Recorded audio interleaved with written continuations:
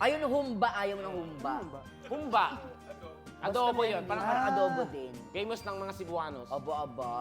Pero ito syempre kung may ayaw, may gusto. Ano naman yung pinakagustong food? Tofu sa kanya. Tofu. Tofu na maraming sili. Gusto niya. Maraming sili. Oo. And sibuyas. Sibuyas. Yun. At si Allen, Ako kasi parang lahat naman gusto. Wala, hindi po siya picky sa food eh. walang inaayawan. Kung ano yung nakaserve sa akin, kakainin ko yan. Okay. Pero yung As long as pagkain. Ikaw, Bubay. Ang Ano pinaka, paborito mo? ang tawag nito, kabatiti. Kabatiti, ano yun? Gulay yun sa Ilocos. Ah, okay. Oo, di ba? Totoo yun. Kabatiti. Ano ba nakakatawa doon, Tekla? Hindi, kasi partner ng puke-puke yan, Yes! di ba? Oo. Sa Ilocos Norte. Meron ba? Totoo, puke-puke. Diyan kabatiti. Oo. Hoy, famous na mga Ilocano Nag-aaway yun, na sila sa... It's parang eggplant yan na. Yes. Ensalada pa eggplant. Basta yung parang kulub-kulubot na gulay. Ay, oo, nag-i-enjoy ka nga doon.